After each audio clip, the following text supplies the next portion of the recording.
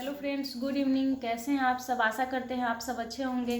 तो चलिए आज हम जानते हैं मानस का हंस शीर्षक की कहानी के हमने एक वीडियो बनाया था जिसमें बहुत लंबा होने के कारण नेक्स्ट पार्ट इसका इस वीडियो में आप देख सकते हैं। चलिए आज हम मानस का हंस के बारे में जानते हैं कि तुलसीदास जी का हमने जीवन का परिचय लिया था, उनका जीवन का चर्चा किया था। फिर चलिए अब जानते हैं कि जब उनकी पत्नी उनको मायके रहने के लिए तैयार हो गई है और फिर वह जब काशी जाने के लिए तैयार हो गए हैं, उसके बाद उनके जीवन में कैसा परिवर्तन आता है, उनके जीवन में क्या होता है, चलिए आज हम अब इसके बारे में जानते हैं। तुलसीदास जी काशी में अपने सहपाठी युवा मित्र पंडित गंगाराम के घर जाते हैं। फिर गंगाराम उनका हार्दिक स्वागत करते हैं। रात्रि में गंगाराम के कहने पर वे ज्योतिष गणना करते हैं। राजा द्वारा घोषित 1 लाख के पुरस्कार के लिए काशी के सभी पंडित की गणना उसके पीछे पड़े हुए होते हैं। गंगाराम के समक्ष भी यह जटिल प्रश्न था। वे गणना करने में असफल हो गए थे।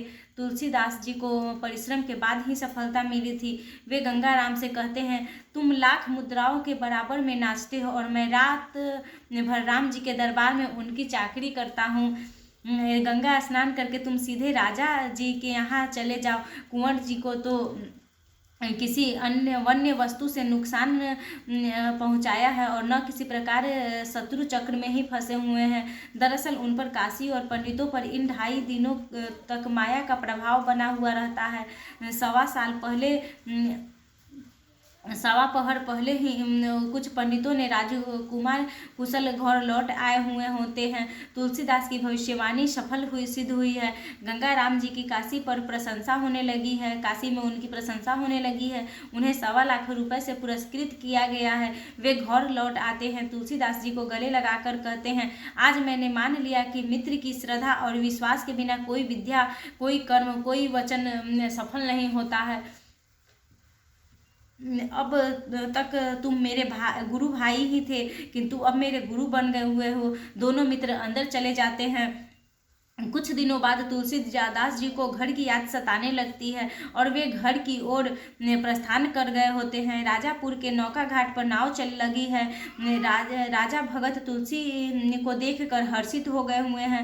राजा भगत से तुलसीदास जी ससुराल चले जाने का प्रस्ताव रखते हैं। राजा भगत कहते हैं, ऐसी क्या उतावली है भला, भौजी और मुन्ना दोनों मजे में हैं। तुलसी मान जाते हैं, लेकिन उनका मन रत्ना से मिलने के लिए छटपटाने लगता है। सोचने लगते हैं, लोक प्रचलित मान्यता के अनुसार अचानक ससुराल जाना उचित नहीं है, पर इतने पास आकर रत्ना के बिना मुझे कैसे रहा जाएगा, यह भी संभव नहीं लग रहा था उन्हें। फिर वो अपने ससुराल जाने के लिए, रत्ना को देखने के लिए उनका जी ललचता है, पर पानी बरसता तो पहुँचते पहुँचते एकदम भीग जाएंगे। वो सुएस नहीं जाएगा, न सही गठरी रहता है। चलो भीगने से तो बचेगी नहीं, अब जो होगा वो भी होगा।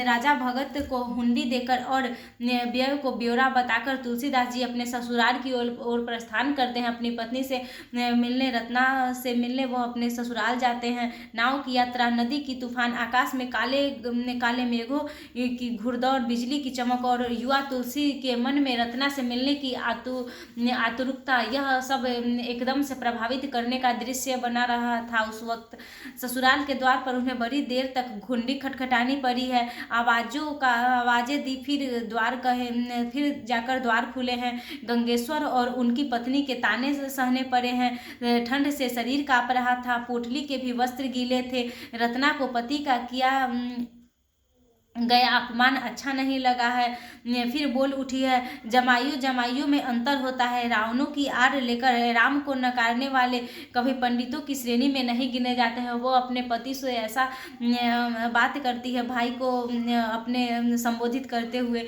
भोजनादि से निवृत्त होकर तुलसीदास और रत्नावली जब अपने कमरे में पहुंचते हैं तो वे बहक रहे होते हैं। रत्ना पूछती है कि काशी में कैसी रही। तुलसीदास जी अपनी रत्ना से शंकरपुरी काशी की सारी कमाई के विषय में बताते हैं। रामाज्ञा प्रश्न रचे जाने की कथा और 1.25 लाख इनाम मिलने की बात भी वह रत्ना अपनी पत्नी को सुनाते हैं। फिर रत्ना यह जानकर रूठ सी गई है। तुलसीदास ने रूठी प्रिया को बाहों में भरते हुए कहा है, देखिए प्रिय, तुम भी जानती हो और मैं भी जानता हूँ, मेरी जन्म कुंडली में संधि के ग्रह है, या तो करोड़पति बनूंगा या फिर विरक्त। परस्पर पति पत्नी में देर तक बातें होती रहती है। इसी क्रम में रत्ना कह देती है कि पुरुष वर्ग कामी होता है, वह नीरे चाम का लोभी होता है, जीव में रमे राम का नहीं। तुलसीदास पर मानो गाज गिरा हो, वो मौन रह गए हुए हैं, सोचने लगे हैं, मैं कामी हूँ पामर हूँ, यह सब सोचते रहते हैं। राम को छोड़कर चाम चाहा, यह सब उनके बातों में, यह मन में यह सब बातें उनकी अचानक से एकदम चलने लगती है।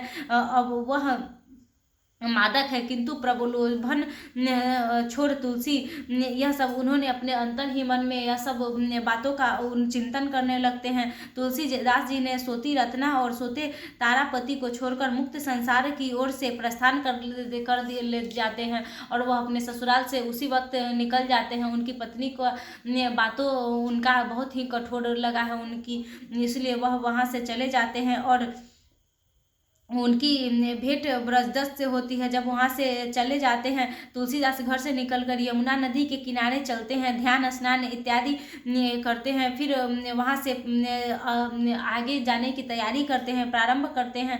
जाने कितनी बस्तियाँ मिली है, कितने जंगल मिले हैं, परंतु वह अस्तुब्ध से थे। उन्हें किसी प्रकार की कोई चिंता नहीं थी, कोई भय नहीं था। बस रात का ही बात उनके मनों में एकदम से घूम रहा था। वह आग्रह करके अपने घर को चले गए हैं। वहाँ उनकी भेंट ब्रह्मदत्त से हुई है, जिनके घर वह ब्रह्मदत्त ने बहुत आग्रह किया है, उनके साथ वह ब्रह्मदत्त के घर चले गए हैं। वे वहीं रहकर नियम पूर्वक कठोर जप साधना करने लगे हैं। ब्रह्मदत्त के घर में अपनी कोठरी में तुलसीदास बैठे जप कर रहे हैं। राजा भगत कोठरी में प्रवेश करते हैं। बाहर रत्ना बैठी है। तुलसी को यह जानकारी मिलती है कि उनका प्यारा पुत्र तारापति नहीं रहा। मन दुख से विहल उठता है। रत्ना उनसे साथ रहने का आग्रह करती है, लेकिन तुलसी के मनोभाव में यह सचेत कर देता है। उस रात की बात उन्हें बहुत ही चुभन सी लगने लगती है। फिर वह उसी के बारे में सोचने लगते हैं। फिर माया में न बांधना तुलसी, ऐसा उन्हें मन में सोचने लगते हैं। आज नहीं तो कल नारी का संग तुम्हें फिर से कामानुरक्त बना ही देगा। वो बेचारी रत्ना भी अकेली पड़ गई थी, उसका पुत्र मर गया था। फिर तुलसीदास भी वह उसे के साथ रहने के लिए तैयार नहीं हुए थे। हे जानकी मैया मेरी रक्षा करे, हे बजरंगबली मेरी बाह गयो, अब मुझे राम पथ से विलग न करो, अब तुम मुझे अपने मार्ग से अलग न जाने दो, ऐसा वह भगवान राम से प्रार्थना करने लगे हैं।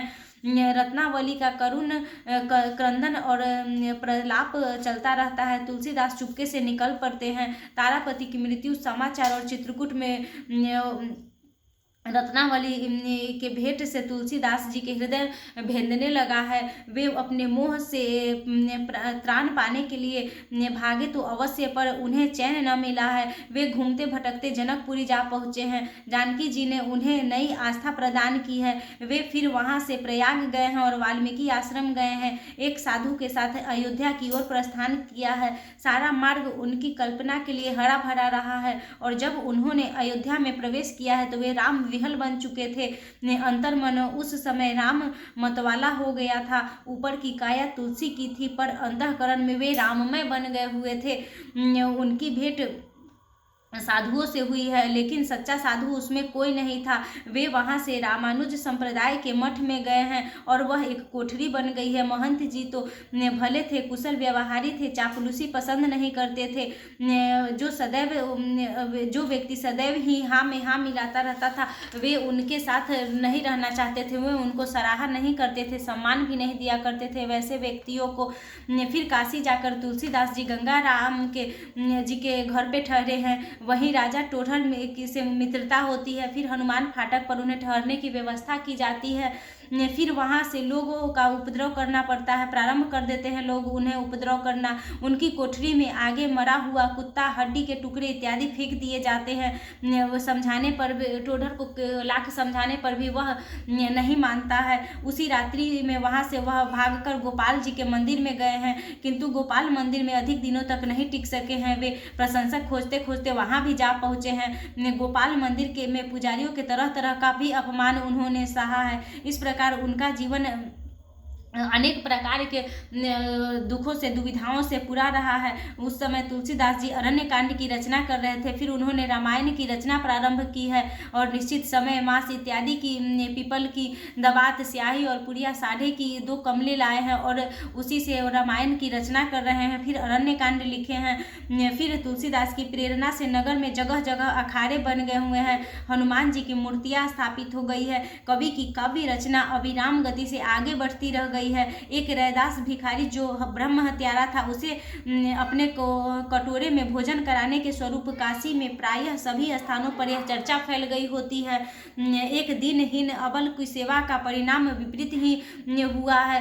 फिर चारों ओर तुलसी जी का विरोध होने लगा है। बटेश्वर तुलसीदास जी के विरोध में एक जनमत को संगठित करने का भी प्रयत्न करता है। फिर उसे एक भोजन के बगीचे में भोज का आयोजन करता है। फिर उसे वहां भेज देता है। फिर नगर के सभी प्रतिष्ठित व्यक्ति वहां उपस्थित होते हैं। वहां नगर के कुछ मनचले युवकों द्वारा भी तुलसीदास जी को अपमानित किया जाता है। उन्हें अनेक प्रकार के अपमानितों का सामना भी करना पड़ा है, लेकिन वे संयमित रहे हैं। उन्हें संयम से काम लिया है। भोजन के उपरांत सभा फिर जुटती है। कुछ कवियों ने अपनी सांस्कृतिक भाषाओं, कविताएं भी सुनाई है। तुलसीदास जी भी तन्मय होकर गाते हैं। भजन में समाप्त होने पर कुछ क्षणों तक तुलसीदास जी जादू से बंधी रह जाते हैं। फिर रामलीला प्रारंभ होती है।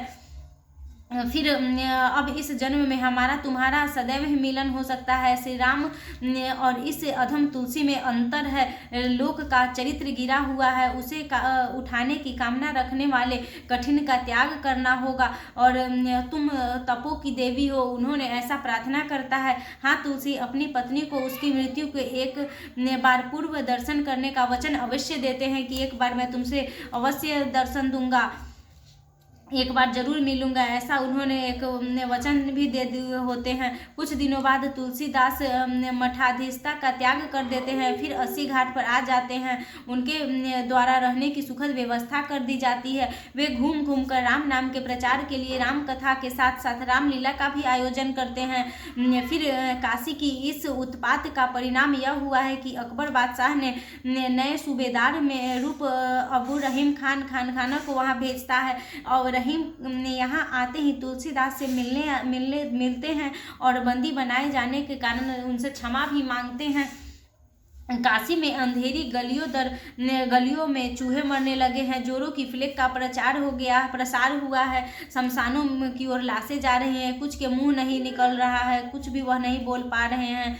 किसी की गली में किसी को रोने चिल्लाने की आवाज़ें आ रही है। फिर ऐसी विषम परिस्थिति में तुलसीदास जी स्वयं संस्था का गठन करते हैं। फिर वह अपने आप को संभालते हुए आगे बढ़ते हैं। तुलसीदास जी रोग शैया पर पड़े हुए हैं। उनके सारे तन में फुंसियाँ निकल आई हुई है। 4 दिन से सो नहीं पाए थे। ठोंडर का पूरा परिवार, रामू एवं 2 नामी वैद्य उनकी सेवा में संलग्न है। झोपड़ी के बाहर दर्शनार्थियों की भीड़ लगी हुई है।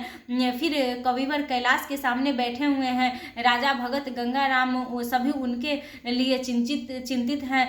तुलसीदास जी स्वप्न देख रहे हैं। हाथ में अर्जी का लंबा कागज लिए हुए हैं और राम जी के दरबार में जा रहे हैं। गणेश जी सूर्य, पार्वती, गंगा, यमुना इत्यादि, बजरंगबली इत्यादि को प्रणाम करते हुए वो आगे बढ़ जाते हैं। राम जी उनकी विनय पत्रिका पर सही कर देते हैं। श्रावण कृष्ण तीज की ब्रह्मा बेला तुलसीदास जी विनय पत्रिका के अंतिम छंद गाने को ललक उठते हैं। अंतिम पंक्ति में गाते गाते गर्दन उनकी झुक जाती है और वह इस दुनिया से विलुप्त हो जाते हैं। कैलाश सबों के सूचित करती है कि धरती पर रख दो, लीला समाप्त हो गई है। फिर बाहर जोरों से बिजली चमकती है, उनकी कौंध भीतर आ जाती है, पानी जोर से बरस रहा होता है, वो सबकी आंखों में वैसे ही बरस रही होती है। और हमारे तुलसीदास जी है स्वर्ग सिधार गए होते हैं, उन्होंने हमारे इस जीवन को छोड़कर दूसरे जीवन के लिए उन्होंने